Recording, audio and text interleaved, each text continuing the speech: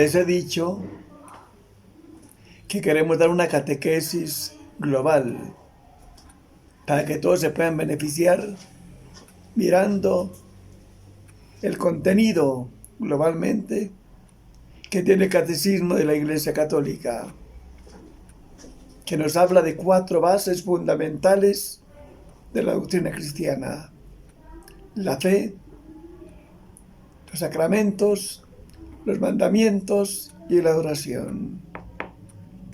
Yo quisiera que los martes reflexionáramos sobre la fe, los miércoles sobre los sacramentos, los viernes sobre los mandamientos y los sábados sobre la oración.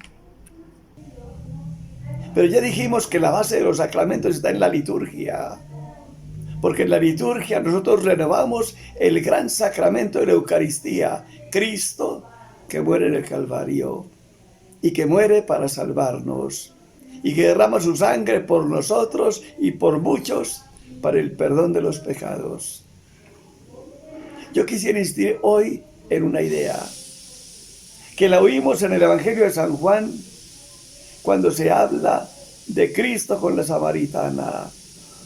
Cristo a la samaritana le dice: mujer, ustedes adoran en este monte, nosotros en Jerusalén, pero mañana no será ni en este monte ni en Jerusalén, porque el hombre está llamado a darle culto a Dios en espíritu y en verdad.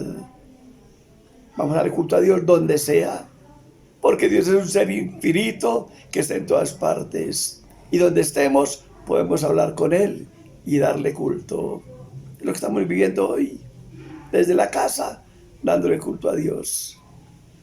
Siempre hemos venido a la iglesia a celebrar la Eucaristía, pero hoy estamos imposibilitados por esta pandemia que aflige al mundo y por esta cuarentena que tenemos que observar. A pesar de todo, donde estemos, aunque estemos en una montaña muy perdida, aunque estemos en la ciudad, encerrados en la casa, donde estemos, damos culto a Dios, en cumplimiento de lo que dijo Cristo. A Dios hay que darle culto en espíritu y en verdad. Donde estemos, con Él nos relacionamos.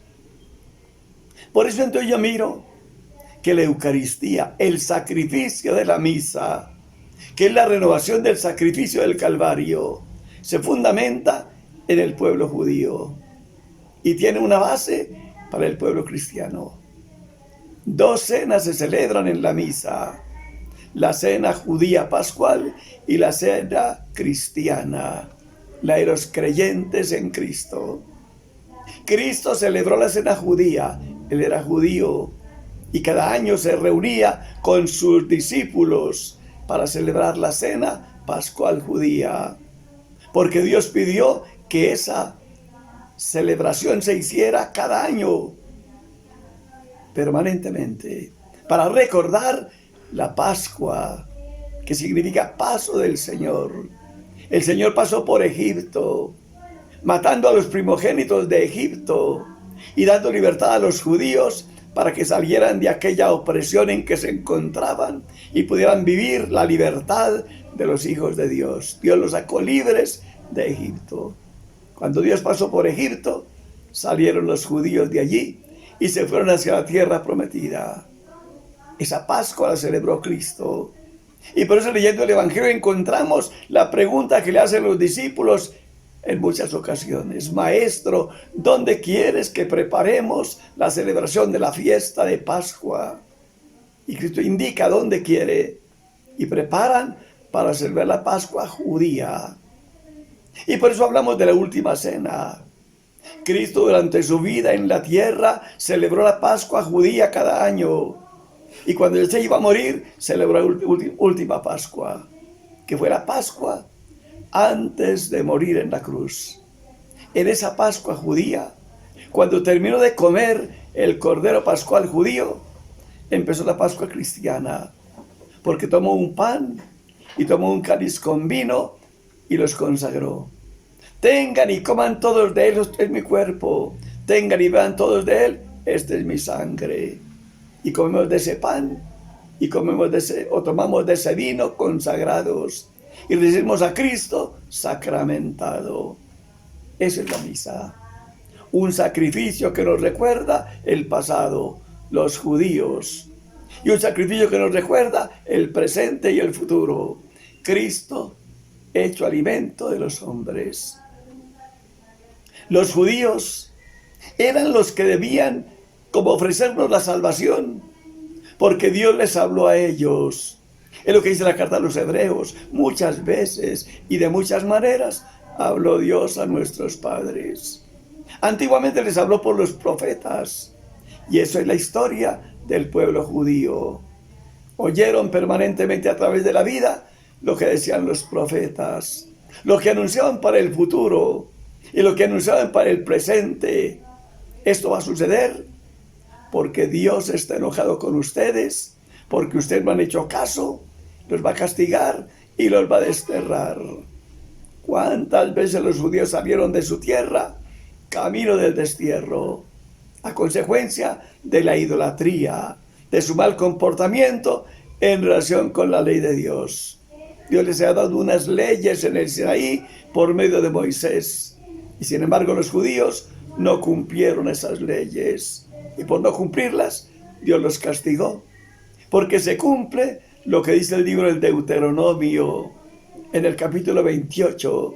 Si me obedecen, miren los beneficios.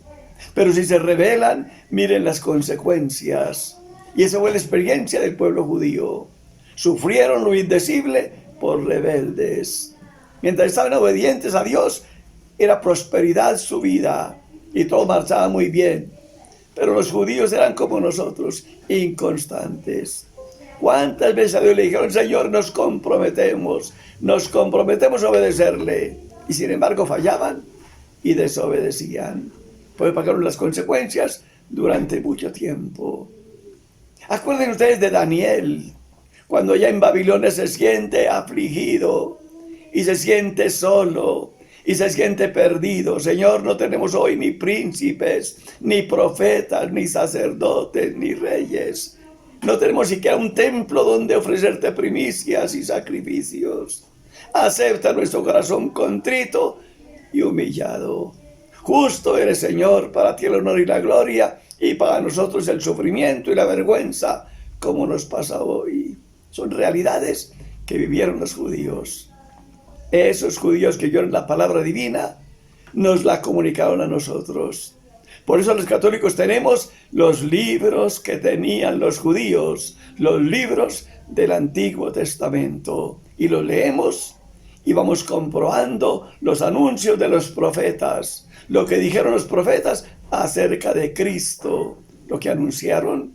Y vamos en el Nuevo Testamento mirando eso que anunciaron los profetas se ha cumplido en el Nuevo Testamento. Cristo apareció y Cristo vivió como dijeron los profetas. Pasó por el mundo haciendo el bien, pasó predicando el Evangelio, pasó haciendo maravillas en favor de los enfermos.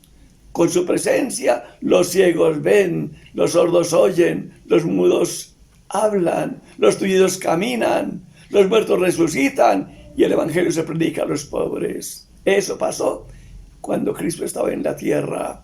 Entonces era cumplimiento de los anuncios de los profetas que habían recibido los judíos. Esa palabra divina que oímos es la palabra que nos salva, porque Dios habló y sigue hablando, como lo ha hecho por medio de Jesucristo en el Evangelio, para que nosotros, conociendo la palabra, consigamos la salvación.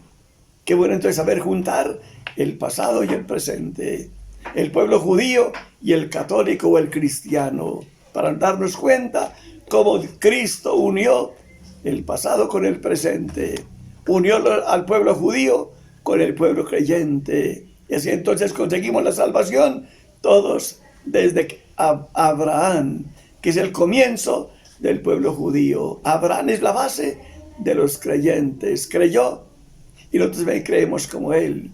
Y como Abraham agradó a Dios por la fe, nosotros también por la fe agradamos a Dios. Qué bueno que cuando oímos la palabra divina reconozcamos lo que se dice en la iglesia. Palabra de Dios, palabra del Señor. Entonces digamos, Dios habló. habló por los profetas, habló ahora por Jesucristo. Creemos, su palabra es verdad, su palabra es salvadora. Le agradecemos, somos sus amigos.